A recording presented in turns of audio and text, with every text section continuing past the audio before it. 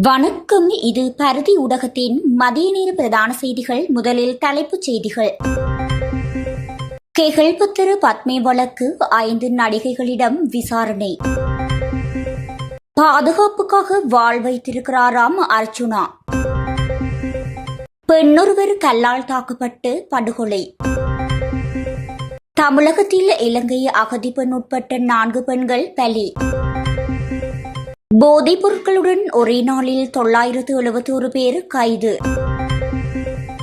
தமிழர்களுக்கு எதிராக கடும் போக்குவாதிகளின் சதி நடவடிக்கை அம்பலப்படுத்தும் சிங்கள தேரர்.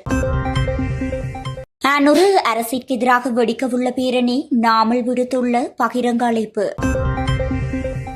ஜாழ் பல்கலையில் மீட்கப்பட்ட T-56 உள்ளிட்ட ஆயுதங்கள் உள்ளே வந்த கால பின்னணி.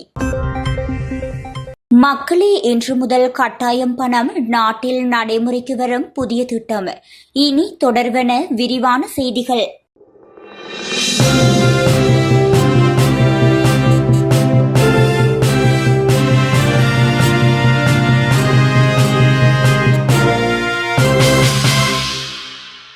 தற்போது தடுப்பு காவலில் வைக்கப்பட்டுள்ள பிரதான சந்தேக நபரான கெகல்பத்திர பத்மேயுடன் வெளிநாடுகளுக்கு சென்று தொடர்பு வைத்திருந்ததாக சந்தேகிக்கப்படும் 5 நடிகைகளை குற்றப்புலனாய்வு திணைக்களம் அழைத்து வாக்குமூலங்களை பதிவு செய்துள்ளதாக அத்திணைக்களம் நேற்றைய தினம் நீதிமன்றத்தில் அறிவித்தது.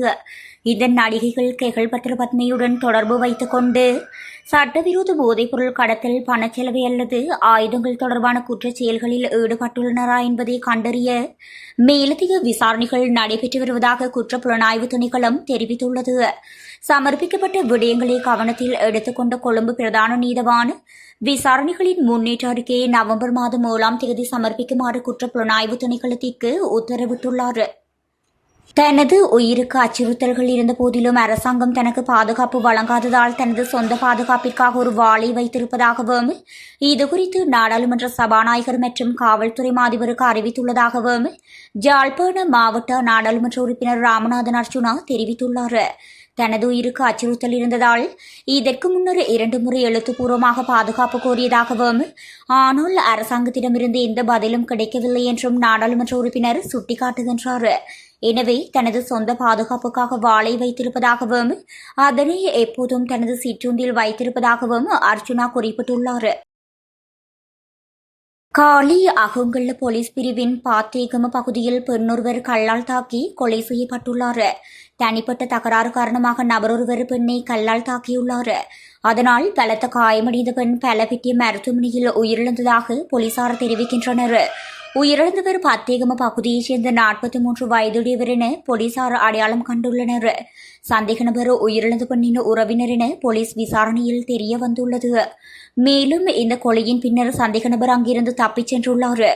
அகங்கல்ல போலீசார் மேலதிக விசாரணைகளை மேற்கொண்டு வருகின்றனர். இலங்கையின் அகதி பெண் ஒருவர் உட்பட 4 பெண்கள் உயிரிழந்த சம்பவம் தமிழகத்தில் பதிவாகியுள்ளது. தமிழகத்தின் எண்ணூர் கடலில் நேற்றைய தினம் இந்த அனர்த்தம் நிகழ்ந்ததாக தமிழக செய்திகள் தெரிவிக்கின்றன. திருவள்ளூர் மாவட்டம் அகதி முகாமில் வசித்து வரும் தேவகி செல்வம் எனும் 30 வயதான பெண்ணும் 17 முதல் 19 வயதான 3 பெண்களுமே இந்த சம்பவத்தில் உயிரிழந்தனர். ஆபத்தான கடல் பகுதியில் நீராடச் சென்றபோது அவர்கள் அலையால் இழுத்து செல்லப்பட்டனர். எனினும் பின்னர் அவர்கள் உடல்கள் அதே பகுதியில் கரையிறங்கியதாக தெரிவிக்கப்பட்டுள்ளது. போலீஸ் மா அதிபரின் அறிவுறுத்தலுக்கு அமைய நாடளாவிய ரீதியில் நேற்றைய தினம் மேற்கொள்ளப்பட்ட போதைப்பொருள் தடுப்பு நடவடிக்கையின் போது 971 பேர் கைது செய்யப்பட்டுள்ளனர் என்று போலீஸ் ஊடக பிரிவு வெளியிட்டுள்ள அறிக்கையில் தெரிவிக்கப்பட்டுள்ளது. இந்த நடவடிக்கையின் போது 735 gram 9 milligram heroin, 2 kilogram 422 gram 13 milligram ice, 603 gram 84 milligram கஞ்சா, 97,283 கிராம் கஞ்சா செடிகள், 1 கிராம் 3 மில்லிகிராம் குஷ் ரக போதைப்பொருள், 27 கிராம் 3 மில்லிகிராம் ஹசீஸ் ரக போதைப்பொருள், 1305 போதை மாத்திரைகள் மற்றும் 254 கிராம் 79 மில்லிகிராம் மாவா போதைப்பொருள் என்பன கைப்பற்றப்பட்டுள்ளன. இந்த போதைப் பொருட்களுடன் 971 பேர் கைது செய்யப்பட்டுள்ளனர். அத்துடன் அவர்களில் 22 பேர் தடுப்பு காவல் உத்தரவுகளை பெற்றுள்ளனர். அதே நேரம் அவர்களில் 10 பேரும் மறுவாழ்வு நிலையங்களுக்கு அனுப்பி வைக்க பரிந்துரைக்கப்பட்டுள்ளனர் என்று போலீஸ் ஊடகப் பிரிவு வெளியிட்டுள்ள அறிக்கையில் மேலும் குறிப்பிடப்பட்டுள்ளது.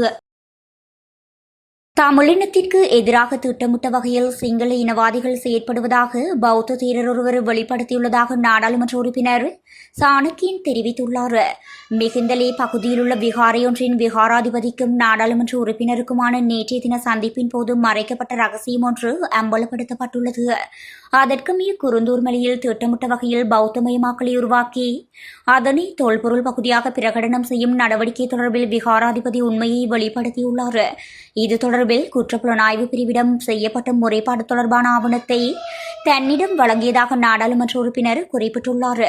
கடந்த காலங்களில் குருந்தூர் மலை தொடர்பில் பல்வேறு குழப்பங்கள் ஏற்பட்டிருந்தன. தமிழர்களுக்கு சொந்தமான அந்த பகுதியை கைப்பற்றி தென்னிலங்கை கடும் போக்குவாதிகள் நடவடிக்கை எடுத்திருந்தனர். ராஜபக்சர்கள் ஆட்சி காலத்தில் அரசியல் மயப்படுத்தப்பட்ட பிரச்சினையாக குருந்தூர் மலை விஸ்வரூபம் எடுத்திருந்தது. இந்நிலையில் பௌத்த துறவி ஒருவரினால் அதன் பின்னால் உள்ள மர்மங்கள் அம்பலப்படுத்தப்பட்டுள்ளது. இது தமிழர்கள் மத்தியில் பெரும் வரவேற்பை பெற்றுள்ளமை குறிப்பிடத்தக்கது.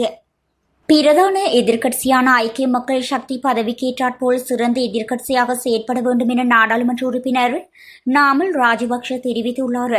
எதிர்க்கட்சிகள் சுப நேரத்திற்காக காத்திருக்காமல் பொதுமக்களுக்காக ஒன்றுபட வேண்டும் என்றும் நாமல் ராஜபக்ஷ அழைப்பு விடுத்துள்ளார்.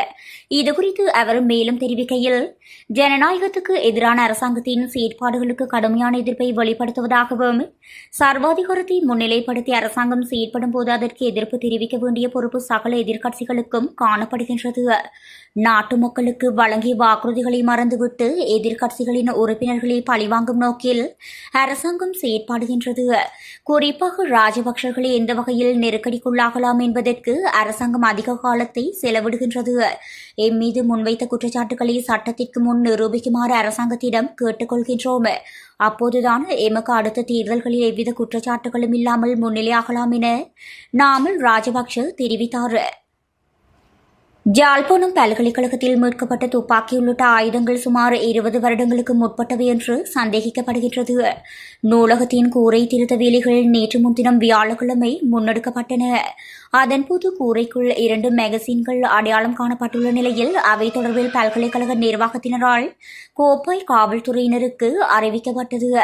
அதனையடுத்து கோப்பாய் காவல்துறையினர் சம்பவ இடத்திற்கு சென்று விசாரணைகளை முன்னெடுத்த நிலையில் நேற்றைய தினம் வெள்ளிக்கிழமை காவல்துறை விசேட அதிரடிப்படையினரின் குண்டு செயலிழக்க செய்யும் பிரிவினரின் ஒத்துழைப்புடன் மேகசின்கள் 2ஐயும் மீட்டதுடன் அதன் அருகில் சுமார் 5 அடி நீளமான வயரையும் மீட்டனர். கிளேமரை வெடிக்க வைக்க பயன்படுத்தப்படும் ரெக்னேட்டர், வயர்கள் மற்றும் காயங்களுக்கான மருந்து பொருட்கள், சேலையின் போத்தல், பஞ்சு, காயங்களுக்கு கட்டும் பேண்டேஜ், இரத்த கரையுடன் சாரம் உள்ளிட்டவை மீட்கப்பட்டுள்ளது. அதனையடுத்து மன்றினால் வழங்கப்படும் கட்டளைக்கேற்ப அடுத்த கட்ட நடவடிக்கை எடுக்கப்படும் எனவும் காவல்துறையினர் தெரிவித்துள்ளனர். அதேவேளை துப்பாக்கி மேகசின்கள் சுற்றப்பட்டிருந்த பத்திரிகை, சேலையின் போத்தலின் காலாவதி திகதி என்பவற்றின் அடிப்படையில் அவை 2005ஆம் ஆண்டு காலப்பகுதியில் கூரைக்குள் வைக்கப்பட்டிருக்கலாம் என சந்தேகிக்கப்படுகின்ற நிலையில் கோப்பாய் காவல்துறையினரும் மேலதிக விசாரணைகளை முன்னெடுத்து வருகின்றனர். வர்த்தக நிலையங்களில் பொருட்களை கொள்வனவு செய்ய வழங்கப்படும் பொலித்தீன் பைகளுக்கு இன்று முதல் கட்டணம் அறவிடப்படவுள்ளது. வியாபார நிலையங்களில் வழங்கப்படும் பொலித்தீன் பைகளுக்கு கட்டணம் விதிக்க வேண்டும் என கடந்த அக்டோபர் 1 வெளியிடப்பட்ட வர்த்தமானி இலக்கம் 2456/41 தெரிவிக்கப்பட்டுள்ளது. அதன்படி இதுவரை காலமும் பொருட்களை கொண்டு செல்வதற்கு இலவசமாக வழங்கப்பட்ட ஷொப்பின் பைகள் உள்ளிட்ட பொலித்தீன் பைகளுக்கு இன்று முதல் கட்டாயம் பணம் அறவிடப்பட வேண்டும் என நுகர்வோர் விவகார சபை தகவல் வெளியிட்டுள்ளது. இந்நிலையில் நடுத்தர அளவிலான கைப்பிடி பைக்கு 3 ரூபாவாகவும் பெரிய கைப்பிடி பைக்கு 5 ரூபாவாகவும் கட்டணம் அறவிடப்படவுள்ளது.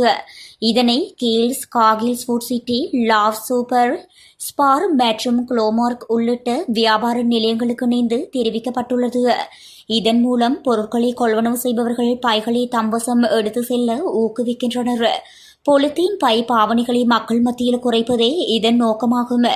இதேவேளை குறித்த பைகளுக்கென அறவிடப்படவுள்ள தொகையை வர்த்தக நிலையங்களில் காட்சிப்படுத்த வேண்டும் எனவும் குறிப்பிடப்பட்டுள்ளது.